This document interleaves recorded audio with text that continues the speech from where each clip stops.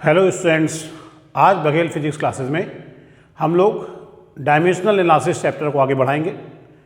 कल हमने आपको बताया था कि डायमेंशंस क्या होती हैं। ठीक, आज हम लोग कुछ इम्पॉर्टेंट फिजिकल क्वांटिटीज़ के डायमेंशनल फार्मूला कैसे निकालेंगे वो सीखते हैं।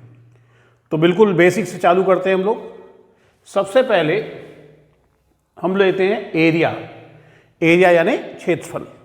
तो एरिया के आपने बहुत सारे फार्मूले पढ़े हुए हैं और किसी भी फार्मूले से अगर हम एरिया की डायमेंशन निकालेंगे, डायमेंशन मैंने कल बताया था आपको कि हम लोग बोलते हैं डायमेंशन लेकिन निकालते हैं डायमेंशनल फार्मूला है। डायमेंशंस तो पावर होती हैं, हम लोग वो इक्वेशन निकालते हैं जिसमें डायमेंशन शो हो रही होती है, जिसे हम लोग डायमेंशनल फार्मूला यानी विमी सूत्र या डायमेंशनल इक्वेशन यानी विमी समीकरण कहते हैं।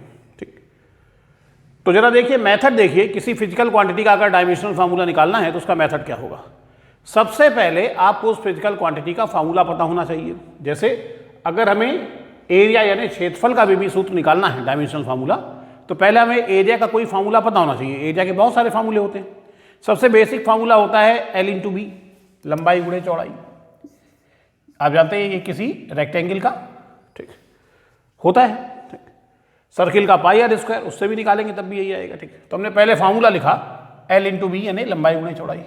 अब L means length, symbol L, B यानी विड्थ यानी ये भी तो लेंथ ही होगी ना। ठीक, इसको भी तो मीटर में ही मेजर करेंगे, तो L क्लियर है।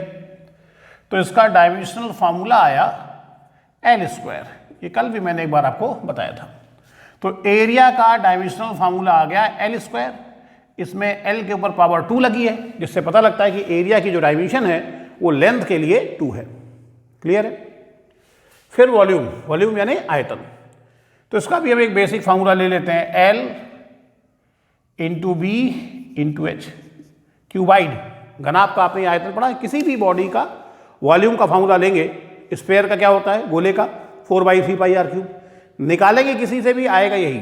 ठीक, अभी मैं करके दिखा दूंगा आपको। ठीक है, फिलहाल एक फार्मूला लेते हैं। तो हमने लिया है LBH, L into B into H.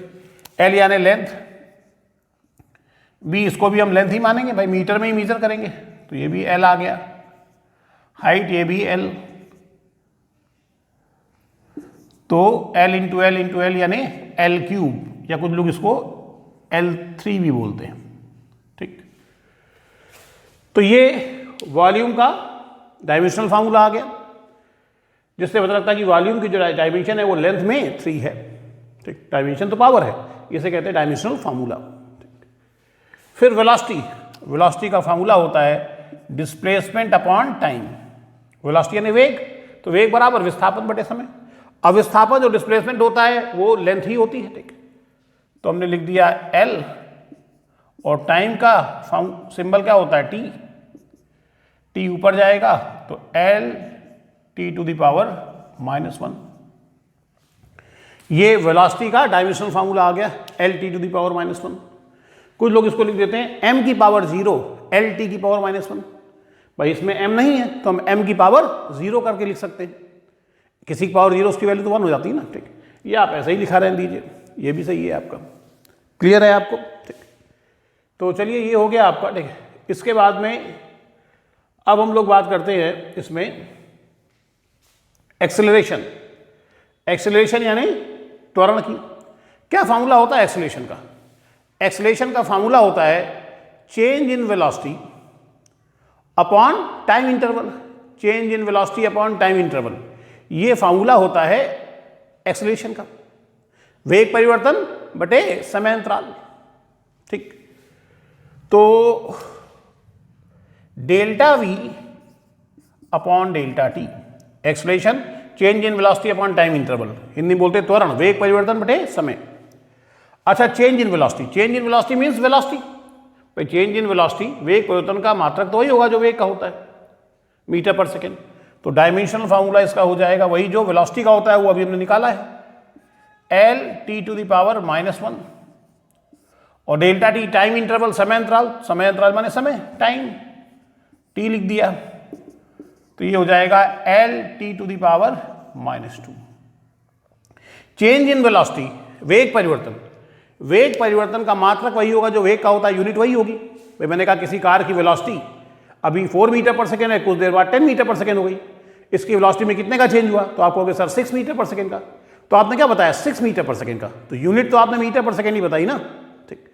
तो मेरा कहने का मतलब है कि चेंज इन वेलोसिटी की यूनिट वही होगी जो वेलोसिटी की होती है, तो डायमेंशन भी चेंज इन वेलोसिटी की वही होगी जो वेलोसिटी की होती है, ठीक। क्या हो जाएगा? LT⁻⁻1, ऊपर निकाल के लिखा चुके हैं, ठीक है। और डेल्टा टी टाइम टी, तो ये आ गया LT⁻²। फोर्स, बल का बेसिक फार्मूला हम लोगों ने पढ़ा है M×A। M फंडामेंटल क्वांटिटी है, सिंबल इसका हम जानते हैं कैपिटल M होता है।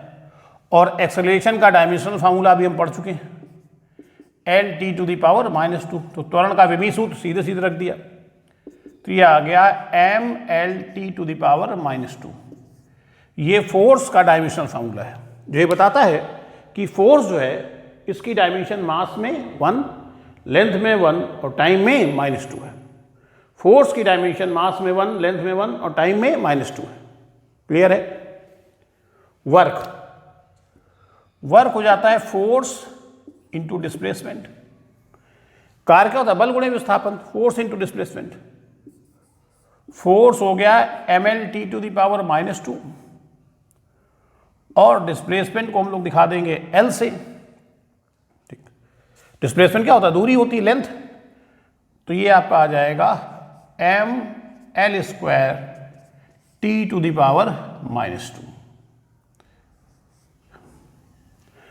ML² T⁻², ये डायमेंशनल फार्मूला हो गया वर्क का, ठीक। तो इस तरह से हमें किसी भी क्वांटिटी का अगर डायमेंशनल फार्मूला निकालना है तो बस हमें उसका फार्मूला पता होना चाहिए। फार्मूला पता है तो उसका डायमेंशनल फार्मूला निकाल लेंगे। हम किसी भी क्वांटिटी का डायमेंशनल फार्मूला निकाल सकते हैं, आपको मेथड पता होना चाहिए।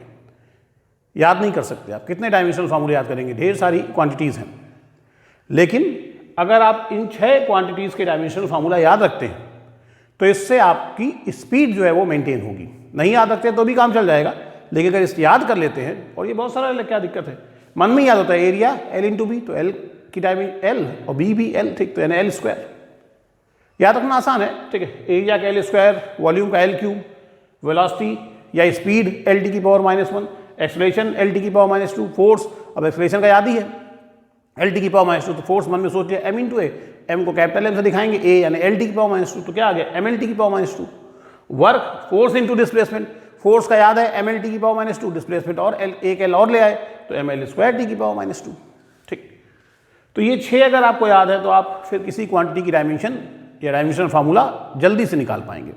अब जैसे देखिए वर्क का निकालना था तो हमने फार्मूला लिखा F/S, force into displacement, car बराबर बल गुणे विस्थापन।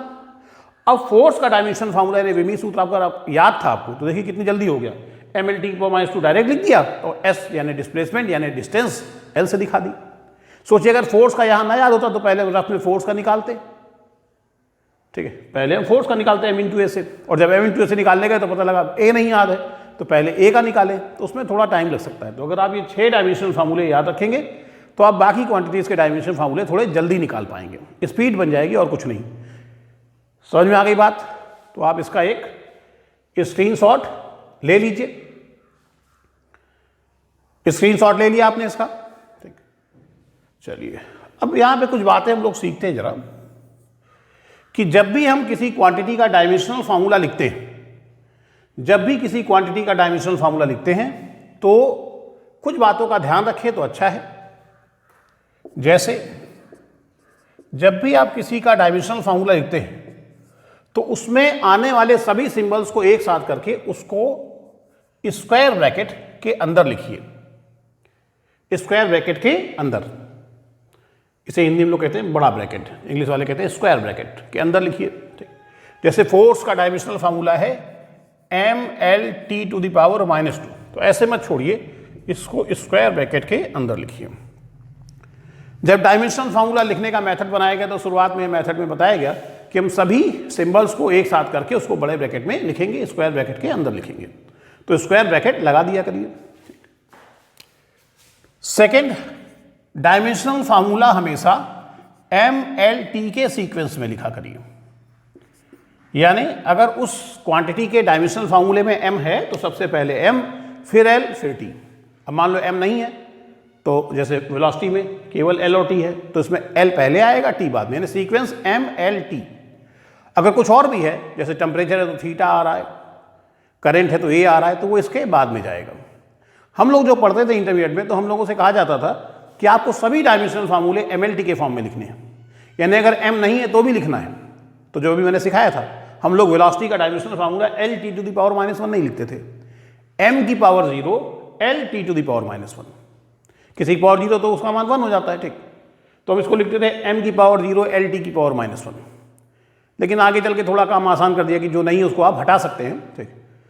एम नहीं है तो एम लिखने की जरूरत नहीं है, लेकिन एल और टी है तो उसमें सीक्वेंस क्या होगा, पहले एल फिर टी। हालांकि सीक्वेंस अगर बदल भी जाता है तो उससे कोई दिक्कत नहीं है, लेकिन बेहतर होगा कि आप जो ट्रेडिशनली चला आ रहा है कि ऐसे ही लिखा जाता है तो उसी तरह से लिखें एम एल टी के सीक्वेंस में, ठीक। थर्ड पॉइंट ये है कि जो न्यूमेरिकल वैल्यूज होती हैं उन, भाई न्यूमेरिकल वैल्यू है वो कोई क्वांटिटी तो है नहीं, डायमेंशन किसकी होती है, क्वांटिटी की। तो कोई न्यूमेरिकल वैल्यू है जैसे 1 है, 2 है, 3 है, 4 है, पाई है, 2 पाई है, इनकी कोई डायमेंशन नहीं होती क्योंकि ये क्वांटिटी नहीं है। डायमेंशन किसकी होगी, डायमेंशन होगी फिजिकल क्वांटिटी की, ये तो कोई डायमेंशन फिजिकल क्वांटिटी है नहीं। तो जो न्यूमेरिकल वैल्यूज होती हैं इनको डायमेंशनल फार्मूला लिखते समय छोड़ दिया जाता है, ठीक है। तो जैसे हम काइनेटिक एनर्जी का अगर डायमेंशनल फार्मूला निकालना चाहें तो काइनेटिक एनर्जी हाफ mv²। अब यहां पे आते हैं तो लोग सोचते हैं हाफ का क्या करें, तो ये न्यूमेरिकल वैल्यू, इसकी कोई डायमेंशन नहीं, इसको छोड़ दीजिए, सीधे कहां पहुंचिए, क्वांटिटी पर। m मास है, m लिख दिया। वेलोसिटी का देखिए आपको याद है L T to the power -1 लिख दिया, बाहर स्क्वायर लगा दिया। अब इस स्क्वायर को अंदर ले जाएंगे, सबको एक साथ कर देंगे, m एल स्क्वायर होगा, टी की पावर -1 का स्क्वायर करोगे टी की पावर -2। तो काइनेटिक एनर्जी का आ गया एम एल स्क्वायर टी की पावर -2, वही जो वर्क का था। वर्क और एनर्जी के डायमेंशनल फार्मूले एक ही होते हैं, याद रखिए, वर्क और एनर्जी। एनर्जी चाहे कोई भी हो, ठीक, एनर्जी चाहे वो काइनेटिक एनर्जी हो, पोटेंशियल एनर्जी हो, टोटल एनर्जी हो, डायमेंशनल फार्मूला एक ही निकलेगा क्योंकि दोनों की यूनिट एक ही होती है, जूल। यूनिट सेम है, डायमेंशनल फार्मूला भी सेम निकला। क्लियर है। तो पहली बात क्या बताई, डायमेंशनल फार्मूले में आने वाले सभी सिंबल्स को एक साथ करके उसको स्क्वायर ब्रैकेट के अंदर लिखिए। डायमेंशनल फार्मूला हमेशा एमएलटी के सीक्वेंस में लिखिए। किसी कांस्टेंट का कोई डायमेंशनल फार्मूला नहीं होता, कांस्टेंट नहीं बल्कि कहें न्यूमेरिकल वैल्यू। कांस्टेंट तो कई कांस्टेंट ऐसे होते हैं जिनकी डायमेंशन होती है, ठीक, अभी बताएंगे उसको। आप कह सकते हैं जो न्यूमेरिकल वैल्यूज होती हैं, जब नंबर्स होते हैं 1 2 3 4 पाई 2 पाई, इनकी कोई डायमेंशन नहीं होती, ठीक। तो डायमेंशनल फार्मूला लिखते समय उसको छोड़ दिया जाता है, ठीक है। और चौथी बात भी एक है, अभी आते हैं उस पर।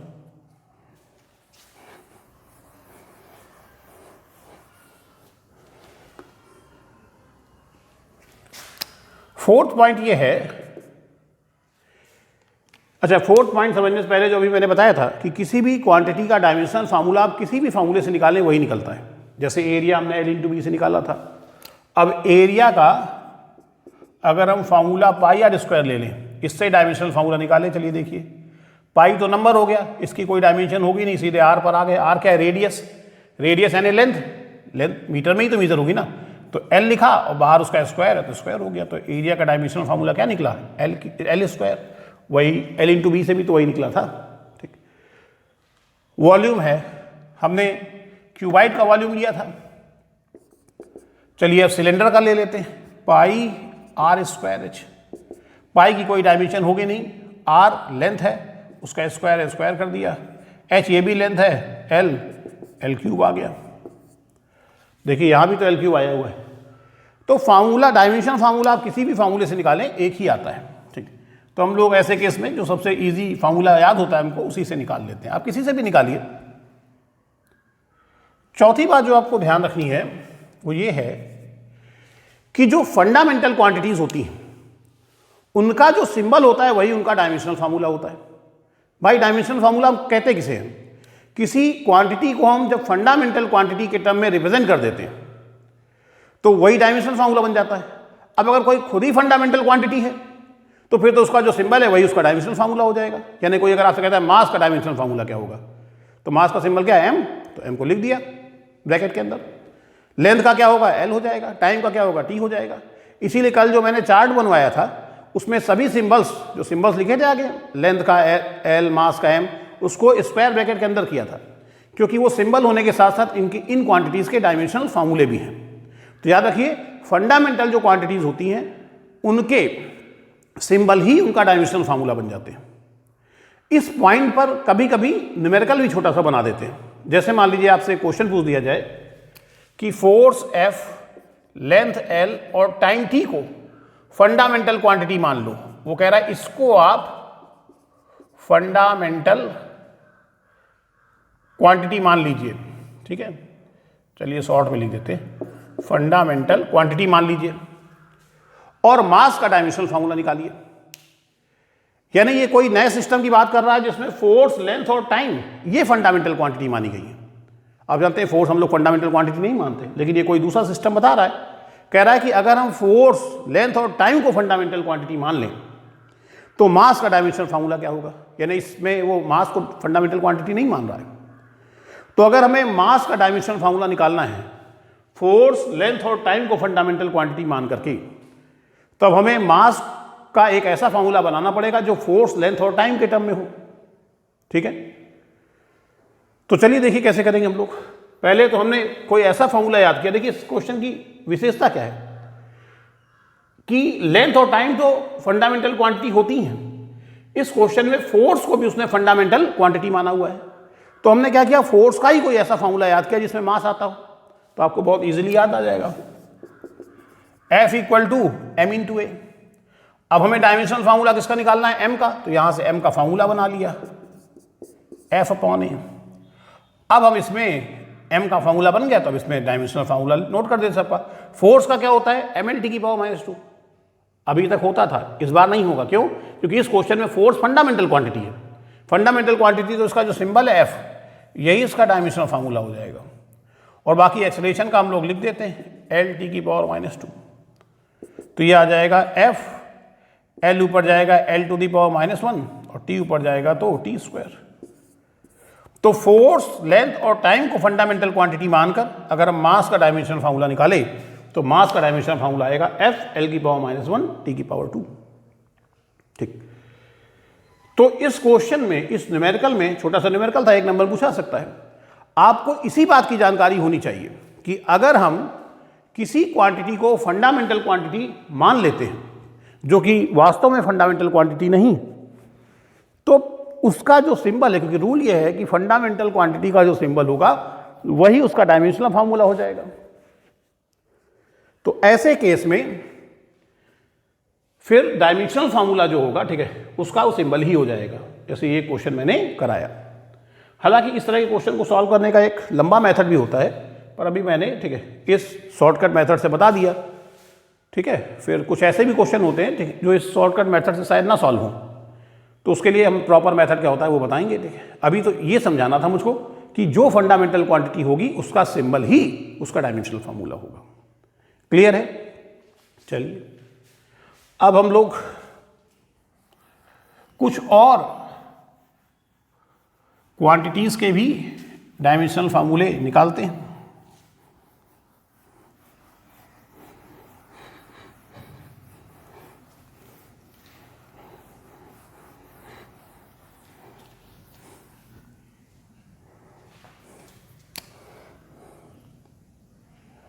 कितनी बताई थी? 6। 7 में मान लीजिए हम ले लेते हैं प्रेशर। प्रेशर यानी दाब।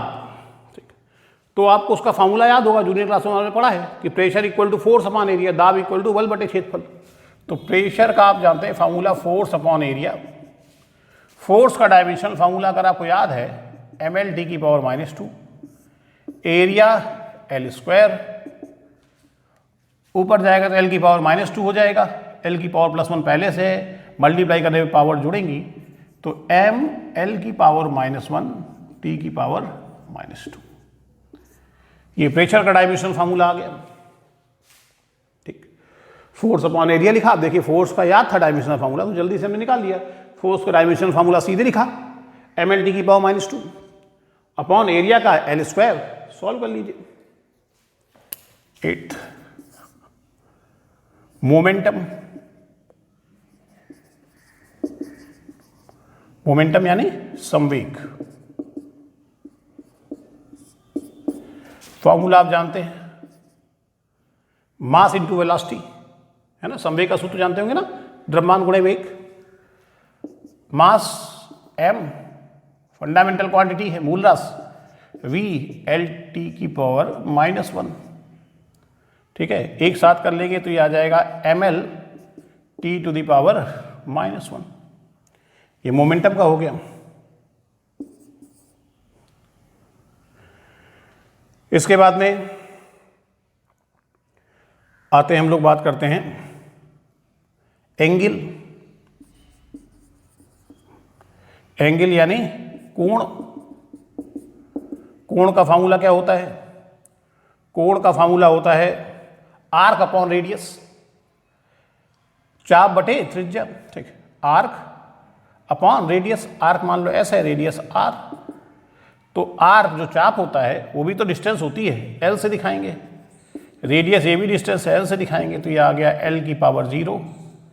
इसका मतलब एंगल जो है ये एक डायमेंशन लेस क्वांटिटी है, इसकी कोई डायमेंशन नहीं है, क्योंकि l की पावर 0 पावर ही डायमेंशन कहलाती है। तो यहाँ पर इसकी कोई डायमेंशन नहीं है, तो एंगल एक ऐसी क्वांटिटी हो गई जिसकी कोई डायमेंशन नहीं होती। क्लियर है? 10th में आप ले सकते हैं, यहाँ पर किसको ले लिया जाए जो आप जानते हैं। यहाँ तो मैं कई ऐसी भी क्वांटिटीज़ की डायमेंशन निकालनी पड़ेगी जो जिसका नाम भी आपने नहीं सुना है, जो हम 11th में आगे अलग अलग चैप्टरों में इन क्वांटिटीज़ के बारे में जानेंगे। पर अभी ऐसी कोई लेते हैं जिसके बारे में आप जानते हैं। आवेग। आवेग जानते हैं किसे कहते हैं? इम्पल्स। इम्पल्स क्या होता है? आवेग कहते हैं कि फोर्स इनटू टाइम इंटरवल। पढ़ा है ना जूनियर क्लासों में? अगर किसी बॉडी पर कोई large force small time interval के लिए लगता है तो फोर्स और उस टाइम इंटरवल के जो प्रोडक्ट को यानी उसके गुणनफल को हम लोग क्या कहते हैं? आवेग कहते हैं, इम्पल्स कहते हैं। तो फोर्स का होता है ml t to the power -2, और ये क्या है? टाइम। तो एक t और आ गया, तो ये आपका बन गया ml t to the power -1। देखिए, जो मोमेंटम का होता है वही इम्पल्स का होता है। ठीक, समझ में आ गई बात? मोमेंटम और इम्पल्स दोनों का डायमेंशनल फार्मूला सेम है। ठीक, क्योंकि वास्तव में एक फार्मूला आप पढ़ेंगे, शायद आपने पढ़ा भी हो, कि इम्पल्स जो होता है वो चेंज इन मोमेंटम के बराबर होता है। इम्पल्स चेंज इन मोमेंटम के बराबर होता है। तो इम्पल्स अगर चेंज इन मोमेंटम के बराबर है तो इम्पल्स का डायमेंशनल फार्मूला भी चेंज इन मोमेंटम के डायमेंशनल फार्मूले के बराबर होगा। और चेंज इन मोमेंटम का डायमेंशनल फार्मूला वही होगा जो मोमेंटम का होता है। भाई मोमेंटम से मोमेंटम घटाओगे, चेंज कैसे निकालोगे? बाद वाले में पहले अलग घटाओगे, तो मोमेंटम से मोमेंटम माइनस करोगे तो मोमेंटम ही तो आएगा। ठीक, चलिए खैर, इतनी बात समझ में आई आपको? इसको भी अगर आप नोट करना चाहें तो नोट कर सकते हैं, इसका स्क्रीनशॉट लेना चाहें तो ले सकते हैं।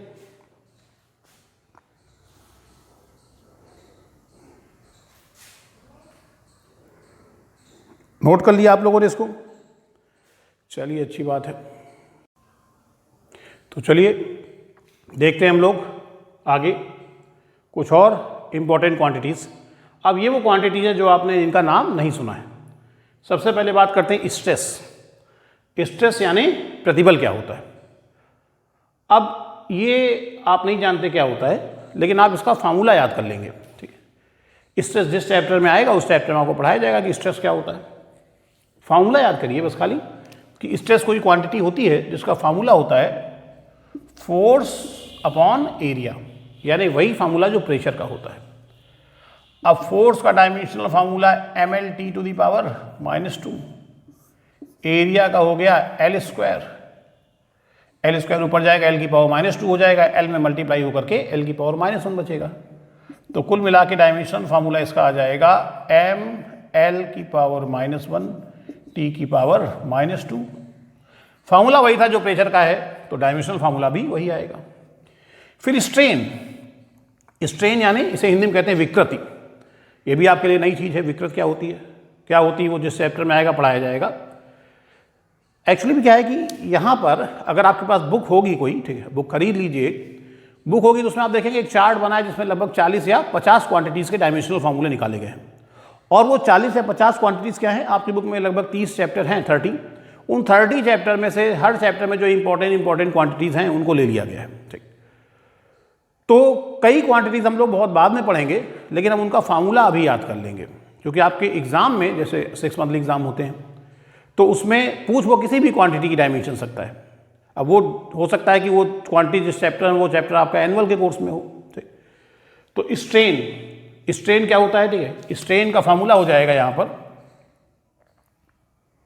तो स्ट्रेन का फार्मूला हो जाएगा change in length upon original length. ठीक, तो स्ट्रेन का फार्मूला आ गया change in length upon original length. वास्तव में जैसे कोई वायर है, उसको जब हम किसी फोर्स से खींचते हैं तो उसकी लेंथ बढ़ जाती है। ठीक, तो लंबाई में कितना चेंज हो गया अपॉन ओरिजिनल लेंथ क्या थी, इसका रेशियो ही स्ट्रेन कहलाता है। तो स्ट्रेन क्या होता है, विकृत क्या होती है, लंबाई में परिवर्तन बटे प्रारंभिक लंबाई। अब लंबाई में परिवर्तन जो होगा वो भी तो लेंथ होगी ना, तो इसका डायमेंशनल फार्मूला L, नीचे भी L, तो ये भी आ गया L की पावर 0, यानी ये भी एक डायमेंशनलेस क्वांटिटी है, इसकी भी कोई डायमेंशन नहीं होती। ठीक, जैसे एंगल की कोई डायमेंशन नहीं होती, वैसे स्ट्रेन की भी कोई डायमेंशन नहीं होती। फिर है coefficient of elasticity. Coefficient of elasticity, इसे हिंदी में कहते हैं प्रत्यास्थता गुणांक, और इसका फार्मूला होता है स्ट्रेस अपॉन स्ट्रेन। ठीक है, कोफिशिएंट ऑफ इलास्टिसिटी का फार्मूला होता है स्ट्रेस अपॉन स्ट्रेन। अगर हिंदी बोलेंगे तो प्रत्यास्थता गुणांक का सूत्र होता है प्रतिबल बटे विकृति। अब प्रतिबल का डायमेंशनल फार्मूला ऊपर मैंने निकाला हुआ है, ml की पावर -1 t की पावर -2, और स्ट्रेन की कोई डायमेंशन होती नहीं। ठीक, अगर नीचे l की पावर 0 रख के डिवाइड करेंगे तो यही तो आएगा, क्योंकि इसकी डायमेंशन होती है, इसकी कोई डायमेंशन होती नहीं। जब इसकी कोई डायमेंशन होती नहीं तो इसी की जो डायमेंशन होगी वही तो इसकी हो जाएगी ना। ठीक, तो इस तरह से कोफिशिएंट ऑफ इलास्टिसिटी, इसका डायमेंशनल फार्मूला बन गया ml की पावर -1 t की पावर -2। प्रत्यास्थता गुणांक का विमीय सूत्र ml की पावर -1 t की पावर -2।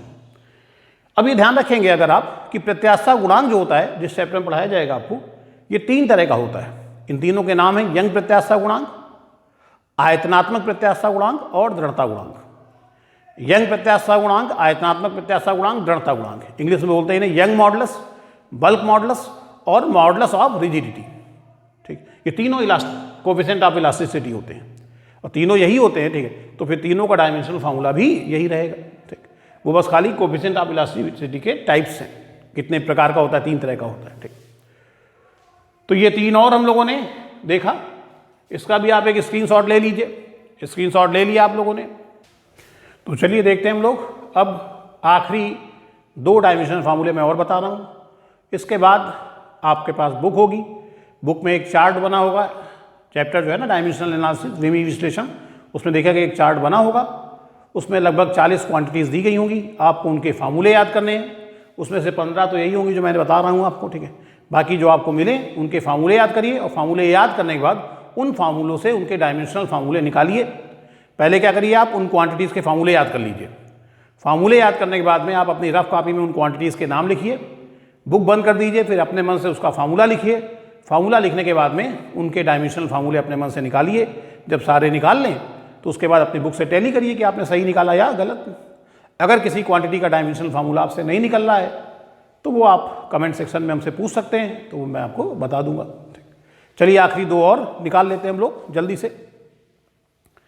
ग्रेविटेशनल कांस्टेंट, ये जो ग्रेविटेशनल कांस्टेंट होता है, ये आपने शायद 9-10 में किसी क्लास में पढ़ा हो, न्यूटन का ग्रेविटेशनल लॉ, कि 2 पार्टिकल के बीच हमेशा एक अट्रैक्शन फोर्स लगता है, और उस अट्रैक्शन फोर्स को निकालने का फॉर्मूला होता है F = G m1 × m2 upon r²। शायद आपने पढ़ा हो।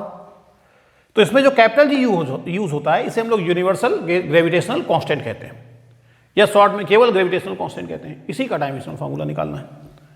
तो G की वैल्यू आ जाएगी Fr² अपॉन m1 × m2। ठीक है, G की, क्योंकि जिसका डायमेंशनल फार्मूला निकालना है पहले उसका फार्मूला निकालना पड़ता है। तो विमीय सूत्र तो हमें G का निकालना है, तो पहले G का फार्मूला बनाया।